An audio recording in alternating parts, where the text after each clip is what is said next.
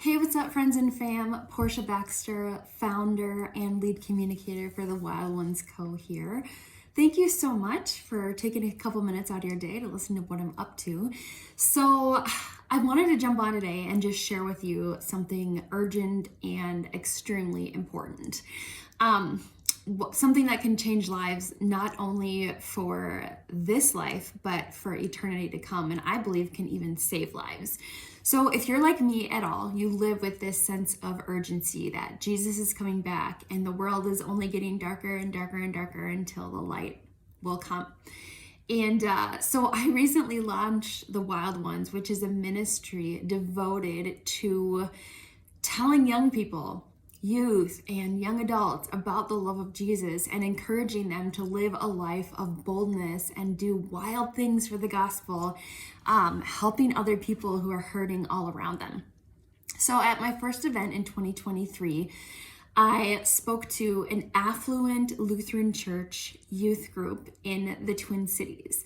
I shared my story and then I shared an encouragement with people to live boldly for Jesus and to give up the things of this world and to really be passionate for the things of God. And after the speaking time was over, I did an anonymous Q&A session where I just put my phone number up on the slide, and I got 30 something different text messages that flooded through with questions and comments. And I just wanted to read you one of the comments that I got from that night. It goes like this. In the past, I have attempted suicide. I just call them episodes. A couple of times due to pain. I don't remember what caused the pain, but I had a lot of it. I know God has forgiven me, but I feel like it's my fault and it's haunting me. I am so scared that it will happen again. I feel like it's my fault. I don't want to die, but in these episodes, it's all I want. It has been 2 years since my last episode, and I'm still scared. So I did notify the pastor of the church that something like this was happening, and I've been communicating with this student back and forth, trying to get this student the help that they need. And thankfully, they've agreed to do some kind of either counseling or discipleship with their pastor or something to help get the healing and hope that they need back in their lives so desperately. And I'm so excited to report that. But this is just one of many students who was bold enough to have the courage and speak up and talk about what they're actually going through. Did you know that research shows that 15% of youth ages 12 to 17 have self-reported at least one major depressive episode in the last year? Also to note, 44% of college students say that they have had thoughts of suicide or self-harm.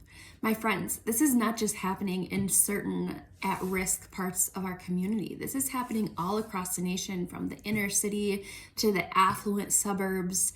And unfortunately, it's even infiltrated the church. There are hurting, broken, suicidal students in your youth group.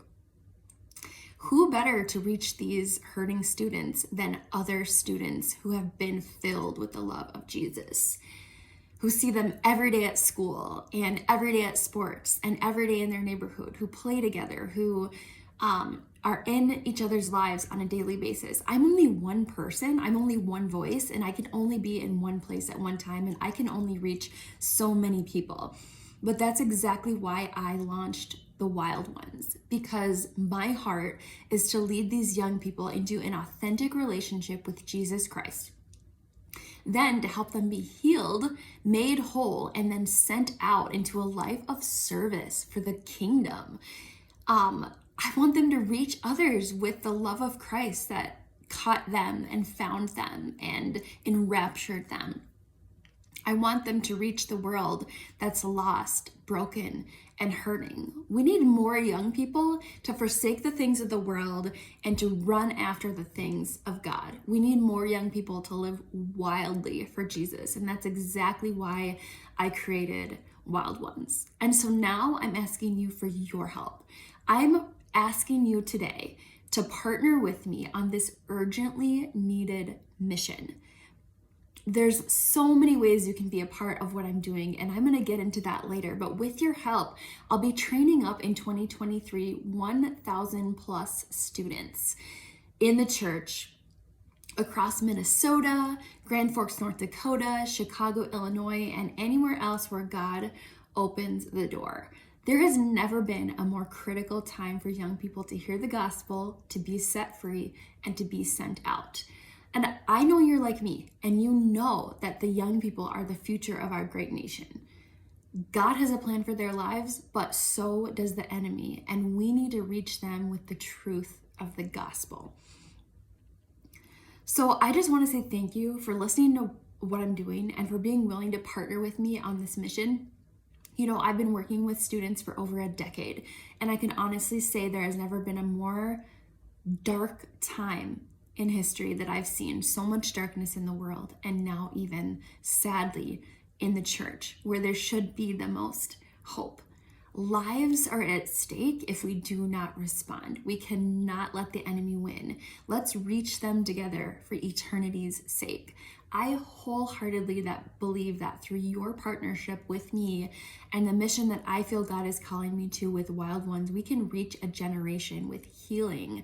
We can reach a generation with revival. We can reach a generation and send them out on mission to live for God every single day, bringing the hope of the gospel to a lost, broken, and hurting world. So let me share with you a few ways that you can be a part of what I'm doing here and what God is doing through me and through the Wild Ones Co. Number one is prayer. I need an army of prayer warriors and intercessors praying with me and for me as I enter into this ministry. There is real warfare happening. Ever since I launched Wild Ones, there has been an all-out attack on my family, my marriage, my finances, my home, and my health, everything. And so I just need people who are willing to say, I believe in Portia. I believe that she's hearing from God. I believe in what she's doing, and I want to support her with my prayers. That is number one, the first and foremost. Even as I'm filming this, I have COVID right now, and I'm stuck at home, and I feel like garbage. And but I'm pressing through, and I'm not giving up, and I'm not letting up, because the devil doesn't take a day off. So, I did rest. I have been resting. I have been sleeping for days, and I was just like, enough is enough. I have to do something. But number two is you can provide connections. If you are a pastor, or you know a pastor or a youth pastor, you know, a lot of times pastors are already doing the work of trying to share the gospel with their students, but just because of familiarity, it can sometimes be difficult for students to receive what their pastors are saying because they hear the same message or they hear the same voice week after week. And so what I'm here to do is I'm here to come in and just add an extra layer of truth to what is already being preached in your church. And so if you go to a church and you know the youth pastor, if you wouldn't mind just asking the youth pastor, like, hey, I know this girl. She's been an evangelist for 10 years. She's now launching a ministry to help equip students to be able to share the gospel and to be able to receive the gospel. Is this something that you'd want to bring into your church? And listen, I'm raising funds so that I can make this free to the church. I know churches often, especially, I'm not trying to do anything massive here. I have always been the type of person to go where the Lord opens the door. And for a lot of it, it's been rural communities, small towns, youth groups of 5, 10, 15 people. I'm not looking to be famous here. The world doesn't need another Christian celebrity. I'll go to the youth group with 5 people and, travel 4 hours by car to go there. Because that's what Jesus would do, all for one. He would do it all for one, and so would I. And so if you have a church or know of a church that might be open and maybe doesn't have the budget, that's okay. I'm not charging the church anything for this curriculum that I'm teaching. So, and just to give you a little insight, it's a 3-part curriculum which can be condensed into 1 or 2 messages. So if the church is local here in Minnesota and it's like a Wednesday night thing, typically I'd spend 3 Wednesday nights in a row with the students. I'd give a 10-15 minute message and then do some Q&A. The first week is very simple. It's how to share the gospel without being weird. Who doesn't need that? Just how to share Jesus in everyday conversations in everyday life without scaring people away and just by being love. The second week is sort of more of like a freedom ministry, where if kids have stuff that's holding them back from fully living for Christ, they can receive prayer and they can receive healing, and they can understand through the truth of Scripture what freedom means and what Jesus has done to set them free, so that they're no longer bound, so that they can be free to live a life for God. And then the last week is apologetics. It's answering the hard questions of the faith. Students can throw any questions that they have at me about other faiths, Allah, why do bad things happen to good people? Why did my parents get divorced? Why do I have to have depression and anxiety? Why isn't God healing me? Any kind of questions that these students may have, that they may want to know, so that they can be better communicators of the gospel and have a more secure, firm foundation in their own belief. That's what I do on week 3. So like I said, for example, this spring, I have an invitation to a church in Grand Forks, North Dakota. So what I'll be doing there is condensing it into probably 2 messages in the morning and 1 message in the night, or a 2-day series. So it'd be like a Friday, Saturday thing, rather than being gone from my family for 3 weeks, because obviously I have young kids. I don't want to travel a ton, but this is something that I believe is my life's work. And when my kids are old enough, they're going to be right there on the ministry team. So anyway, that's exactly what it looks like. But like I said, if you know of a church that would want to have an extra evangelist come in with just another voice, I do not charge the church for this. I'm doing all my own fundraising. So that's why your partnership financially helps me get sent out to churches in those areas that can't afford a program like this to come in. So number 1, prayer. Number 2, connections. If you know of anyone who'd want to have me come out and bring 3 weeks of the Wild Ones to train up their students, I would love to do that. And number 3 is finances. Along with, since you texted in to receive this video, you're going to also have a link below that leads you to a place where you can give online. I love my faithful monthly givers, and I love my one-time givers. If you have a best gift that you can give today of maybe $500 or $1,000, that's amazing.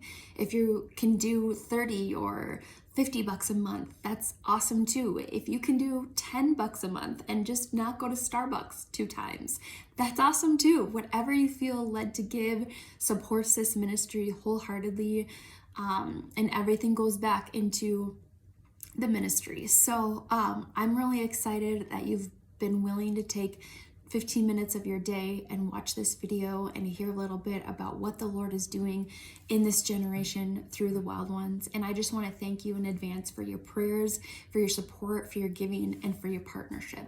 I cannot adequately express the level of gratitude that I have for you, for your prayerful consideration of partnership, and for your generous action. May God use our partnership to further the kingdom, to help generations upon generations find hope and freedom and purpose and salvation that only Jesus can give. May the Lord richly bless you and make his face shine upon you. Until next time, my friend.